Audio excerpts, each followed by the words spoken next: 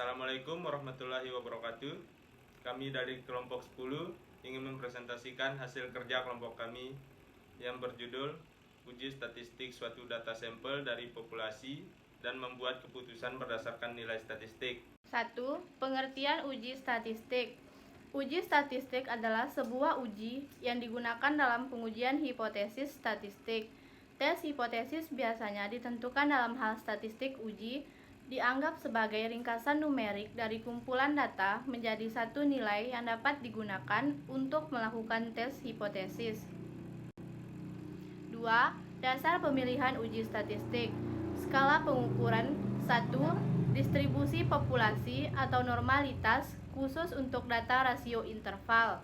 Kedua, sampel bebas atau independen atau berpasangan atau relate. Ketiga, jumlah kelompok atau pengamatan sampel. Keempat, besar sampel atau N. 3. Jenis-jenis uji statistik berdasarkan variabel dan tipe data.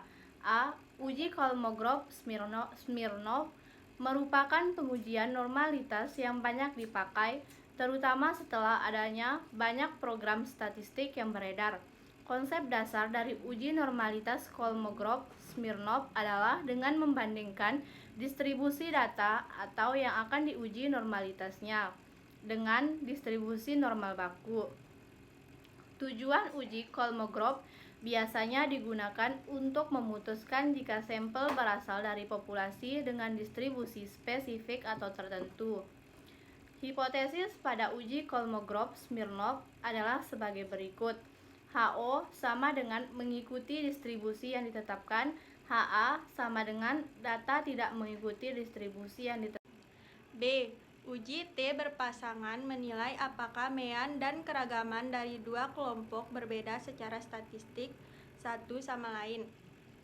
Analisis ini digunakan apabila kita ingin membandingkan mean dan keragaman dari dua kelompok data dan cocok sebagai analisis dua kelompok rancangan percobaan acak.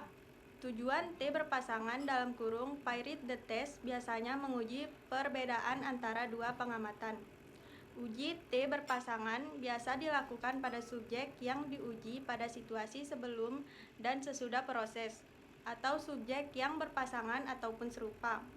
Misalnya jika kita ingin menguji banyaknya gigitan nyamuk sebelum diberi lotion anti nyamuk merek tertentu maupun sesudahnya. Hipotesis pada uji T berpasangan yang digunakan adalah sebagai berikut. HO sama dengan DO, perbedaan antara dua pengamatan adalah O. HA sama dengan D, perbandingan perbedaan antara dua pengamatan tidak sama dengan O. Y ANOVA.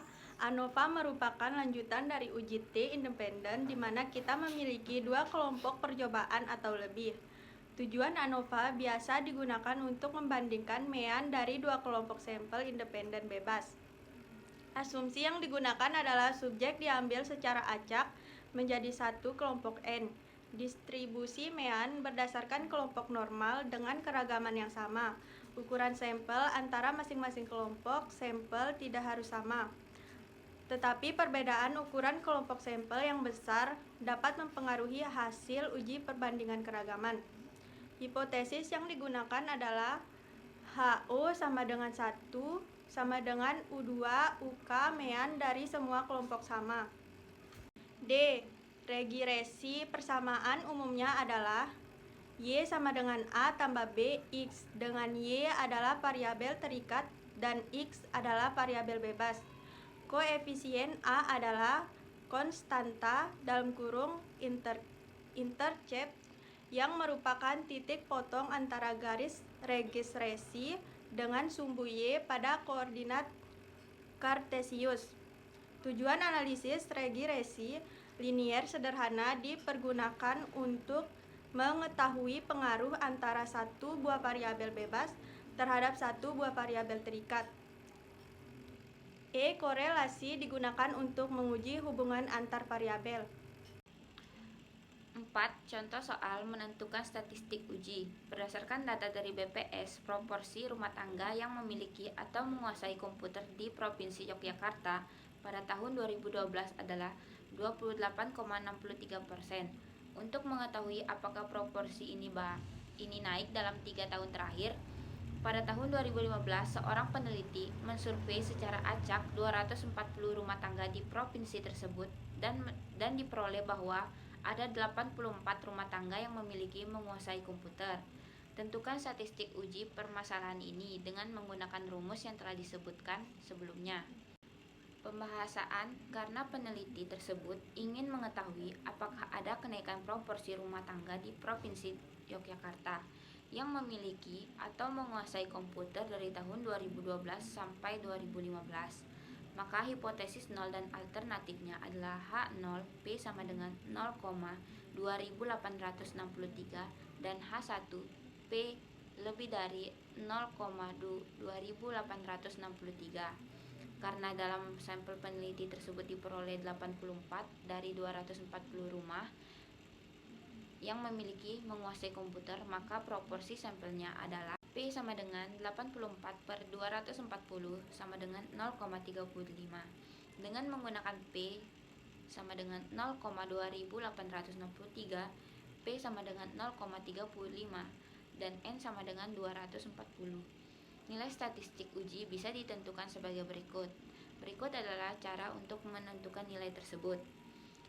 Dengan menggunakan tabel ataupun teknologi, kita bisa melihat bahwa skor Z sama dengan 2,18 tergolong langka, yaitu dengan nilai peluang 0,0146. Dengan kata lain, proporsi sampel yang memiliki oleh peneliti tersebut secara signifikan lebih besar dari 0,2863 atau 28,63%. Gambar 3-2 menunjukkan bahwa proporsi atas P sama dengan 0,2863 dan dengan demikian masuk ke dalam rentangan nilai yang bisa dipertimbangkan sebagai nilai yang signifikan. P sama dengan 0,35 berada jauh di atas P dan 0,2863 dan dengan demikian masuk ke dalam rentang nilai yang bisa dipertimbangkan sebagai nilai yang signifikan. 5. Contoh pengambilan keputusan dan statistik. Suatu eksperimen pada pupuk A diberikan pada 100 pohon mangga dan setelah sebulan ternyata 50 dari pohon tersebut tidak menunjukkan reaksi dari pemupukan itu. Kemudian diberikan pupuk B pada 100 pohon mangga lainnya. Ternyata hanya 40 pohon yang tidak menunjukkan reaksi atau tidak berubah. Berdasarkan pernyataan tersebut, biasanya orang menarik kesimpulan atau keputusan bahwa pupuk A tidak efektif dibanding pupuk B, kecuali lebih dari 50 pohon telah berbuah. Berapakah jumlah pohon yang berbuah untuk menyatakan bahwa pupuk A lebih efektif dari pupuk B? Misal 75 pohon dari 100 pohon mangga berbuah dengan pemberian pupuk A, maka peneliti dihadapkan pada dua keputusan, yaitu 1. Pupuk A ternyata tidak lebih baik daripada pupuk B meski 75 pohonnya berbuah. Karena mungkin saja hanya disebabkan kebetulan semata. Peneliti percaya bahwa pupuk A tidak lebih baik daripada pupuk B meskipun 75 dari 100 pohon berbuah. Kesalahan tipe 1. 2. Walaupun peneliti percaya bahwa 75 pohon dari 100 pohon telah berbuah, sebagai reaksi dari pupuk A hanya satu kebetulan saja.